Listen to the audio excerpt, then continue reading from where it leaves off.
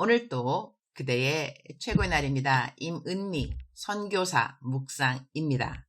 2021년 8월 26일 목요일 최고의 날. 형제를 사랑하는 자 영생의 복이 있습니다. 시편 133편. 시누이 집을 떠났다. 공항까지 나와준 시댁 식구들 헤어지는 것을 너무 섭섭해 하셔서리 10월 2일 날 돌아오니까 그때 또 우리 좋은 시간 보내면 된다고 달래주었다.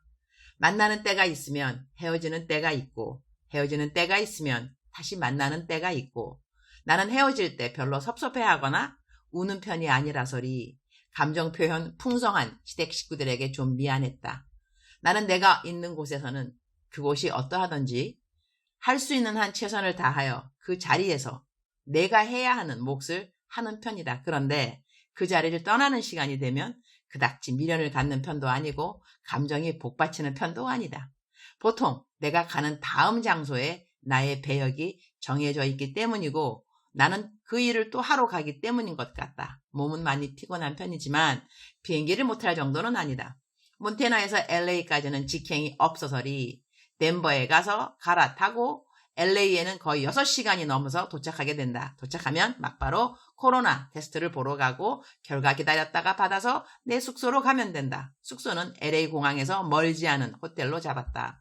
호텔을 알아보고 그럭저럭 착한 가격을 찾긴 했으나 조금 더 저렴한 곳이 있을 것 같아 좀 더 알아보려고 했는데 LA에 있는 어느 묵상 식구한테 연락이 왔다. LA 와서 호텔 묵어야 하지 않느냐고 해서 마침 예약 때문에 찾아놓은 호텔에 예약을 하려고 하지만 조금 더 착한 가격을 찾아보려고 한다고 했더니 내가 찾아놓은 곳이 가격이 착한 가격이라고 한다.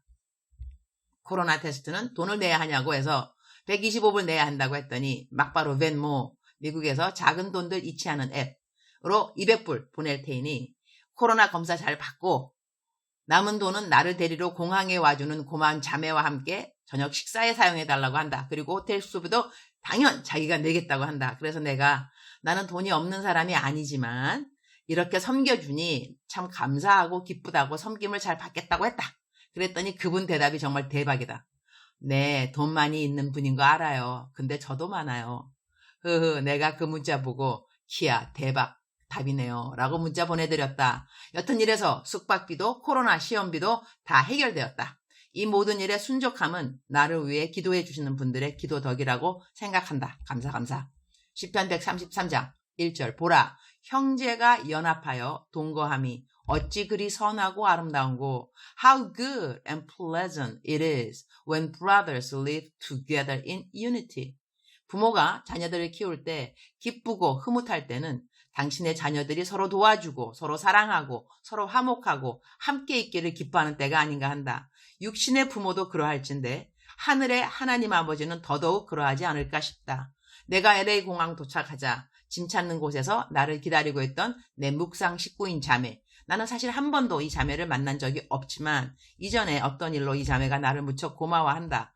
이 자매가 나를 코로나 테스트 24시간 검사하는 곳에 데려가 주고 그리고 내 숙소로 데려다 주고 참 감사한 섬김을 해주었다. 나는 이렇게 나를 섬겨주면 금과 은 내게 없어도 내게 있는 예수의 이름으로 기도를 해준다는 베드로 사도의 말처럼 나는 이런 분들은 꼭 헤어질 때 기도를 해드린다. 내가 받은 섬김이 고맙기 때문이다. 어제 기도받으면서 이 자매가 많이 울었다. 요즘 정말 어려운 일이 있어서 기도를 많이 하고 있는 중이었던 것 같다. 기도 마치면서 그 자매에게 그랬다. 세상에 우연은 없는데 아마 그대 위해 기도해 주라고 내가 한국 가는 비행기 하루 늦추게 된 것 같다고 했다. 이 자매에게 하나님이 어떻게 기적의 기도에 응답을 해주실는지 기대된다. 어제는 8월 25일 아마 페이스북에 내 생일이라고 올라간 것 같다. 나는 페이스북을 안 한 지 오래되었다. 그런데 페이스북에서 어떻게 내 이름을 내리는지를 몰라 그대로 두고 있으니 많은 분들이 페이스북을 통하여 어제가 내 생일인 줄 알았던 것 같다. 근데 내 진짜 생일은 4월 25일이다. 8월 25일은 내 호적 생일. 그러니 법적으로 내가 어제 57세가 된 것이다. 생일 축하 케이크 많이 받았다. 생일 축하글 많이 받았다. 우리들은 바쁜 세상에 살고 있다. 누군가에게 생일 축하한다고 이모콘 하나 보내는 것도 이 일이다. 그렇지 않은가? 나는 그래서 이 바쁜 모두의 날들에 시간 내어서 축하글 한마디라도 보내준 분들 모두 진심으로 감사하다. 일일이 다 감사하다는 인사와 안부를 여쭈지 못해서 죄송. 축하 인사 보내오신 분들 중에는 내가 한 번도 만나본 일이 없는 분들이 많다. 그럼에도 불구하고 생일 축하 케이크에 선물에 축하글에 모두 다 나에게 황송한 섬김들이 아닐 수 없다. 그런데 내가 이렇게 축하 말들과 축하 케이크 선물 받는 이유, 내가 하나님 잘 믿고 잘 살아주고 있다고 이분들이 믿어주고 그리고 그것이 고맙다는 표현인 것이다. 나는 이럴 때 하나님이 장차 하나님 잘 믿고 이 땅에서 하나님 말씀 잘 순종한 사람들에게 어떤 선물들을 준비하셨을까 저절로 접목하여 생각하게 된다. 이 땅에서 내가 하나님 잘 믿는 사람으로 인정받아서 받는 선물과 축하, 칭찬글이 이렇게 많다면 나중에 하나님 앞에 모든 사람들이 서게 된다고 하는데 그때 모든 것을 다 아시는 하나님이 하나님 잘 믿고 경외한 하나님의 아들, 딸들에게 어떤 상을 베풀어 주실까 저절로 기대하게 된다. 주님, 오늘 또 최고의 날입니다. 저는 지금 호텔에서 묵상을 하고 있습니다. 이곳은 지금 25일 새벽입니다. 호텔에서 푹 쉬고 오늘 밤 비행기 타고 한국 들어갑니다. 하루 쉬고 난 다음날 이렇게 직행 비행기 타고 한국 가게 해주셔서 감사합니다. 하나님은 하나님을 믿는 형제 자매가 서로 도와주고 서로 배려해주고 서로 사랑하는 모습을 참으로 기뻐하십니다. 보라, 형제가 연합하여 동거함이 어찌 그리 선하고 아름다운고. 그리고 하나님을 말씀하시기를 이렇게 서로 형제가 사랑하고 기뻐하며 살면 그런 사람들에게 어떤 상이 있다고 말씀하시는가요? 3절. 거기서 여호와께 복을 명령하셨나니 곧 영생이로다. 서로 사랑하고 연합함을 기뻐하는 모든 사람들은 영생을 복으로 받게 될 것을 믿습니다. 즉슨 사랑하면서 사는 사람 모두에게는 구원의 확신인 영생에 대한 믿음이 저절로 있게 되는 것을 알 수 있습니다. 이 땅에 사는 동안 위로는 하나님을 사랑하고 옆으로는 이웃을 사랑하는 십자가의 사랑을 꼭 이루어낼 수 있도록 오늘도 우리 주님 저희 모두에게 사랑하는 힘을 허락하여 주옵소서. 원수도 사랑하라고 했는데 내 가족들, 내 친척들, 내 친구들, 내 이웃들 중 원수 될 정도로 미운 사람은 과연 몇일까요? 그러니 오늘 또 우리는 주님 기뻐하시는 사랑을 서로에게 베풀면서 살 수 있습니다. 저도 돌아보면 원수 될 정도로 미운 사람은 단 한 사람도 없어서 감사합니다. 그러니 저는 더더욱 사랑하면서 살아야만 하는 사람임을 명심하게 하여 주옵소서. 이제 한국 도착하면 2주간 자가 격리 시간인데 그 시간에 주님하고 오롯이 찐 데이트를 할 생각을 하니 마음이 되게 설레이고 좋습니다. 흐흐흐흐. 주님도 그러신감요? 이심전심 우리 주님 감사. 주님 사랑해요. 주님 감사해요. 오늘 또 우리 주님 저를 보시면서 하루 종일 기쁘시면 참 좋겠습니다.